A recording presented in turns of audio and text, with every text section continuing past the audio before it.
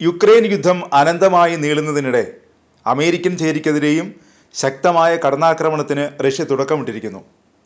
പാശ്ചാത്യ രാജ്യങ്ങളിൽ നിന്നുള്ള വൻ വെടിക്കോപ്പുകളുമായി ഒഡേസ മേഖലയിൽ നങ്കൂരമിട്ടിരുന്ന യുക്രൈനിയൻ കപ്പലാണ് റഷ്യൻ സൈന്യം തകർത്ത് തരിപ്പണമാക്കിയത്. ഇതിൻ്റെ വീഡിയോ റഷ്യൻ പ്രതിരോധ മന്ത്രാലയം പുറത്തുവിട്ടിട്ടുണ്ട്. ഒഡേസയിൽ നിന്ന് 30 കിലോമീറ്റർ കിഴക്ക് സ്ഥിതി ചെയ്യുന്ന യുഷ്നി തുറമുഖത്ത് നങ്കൂരമിട്ട കപ്പലാണ് റഷ്യയുടെ ബാലിസ്റ്റിക് മിസൈൽ ആക്രമണത്തിൽ തകർന്നത്. ആയുധങ്ങളും വെടിക്കോപ്പുകളും കപ്പലിൽ നിന്ന് ഇറക്കുന്നതിനിടെയാണ് റഷ്യ മിസൈൽ ആക്രമണം നടത്തിയത്.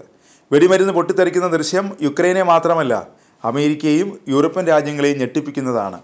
യൂറോപ്പിൽ നിന്നാണ് ആയുധങ്ങളും യുദ്ധോപകരണങ്ങളും കയറ്റുമതി ചെയ്തതെന്നാണ് റഷ്യൻ സൈന്യം വ്യക്തമാക്കിയിരിക്കുന്നത്.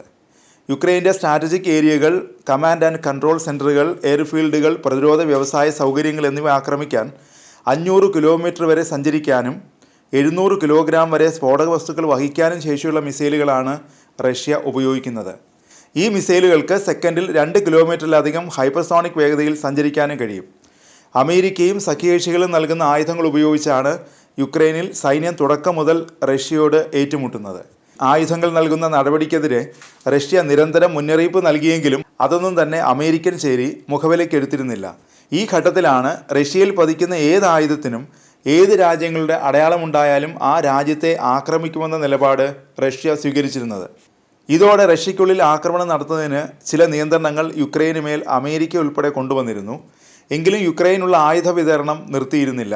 ഇതോടെയാണ് ആയുധങ്ങൾ കൊണ്ടുവരുന്ന കപ്പലുകളും വിമാനങ്ങളും ആക്രമിക്കാൻ റഷ്യൻ സൈന്യം തീരുമാനിച്ചത്. പാശ്ചാത്യ സൈനിക സഹായം എത്തിക്കുന്നതിനുള്ള നിർണായക പോയിന്റുകളായി പ്രവർത്തിക്കുന്ന യുക്രൈൻ്റെ തീരപ്രദേശങ്ങളിലും തുറമുഖങ്ങളിലും വ്യാപകമായാണ് റഷ്യ ഇപ്പോൾ ആക്രമണം നടത്തുന്നത്. ഇതിൻ്റെ തുടർച്ചയായാണ് യുക്രൈനിൽ കപ്പലിനെ തന്നെ കടലിൽ മുക്കിക്കളഞ്ഞിരിക്കുന്നത്. ഇനി യുക്രൈനിലുള്ള ആയുധവുമായി അമേരിക്കയുടെ എന്നല്ല ഏത് രാജ്യത്തിലെ കപ്പൽ വന്നാലും ആക്രമിക്കുമെന്നാണ് റഷ്യയുടെ തീരുമാനം.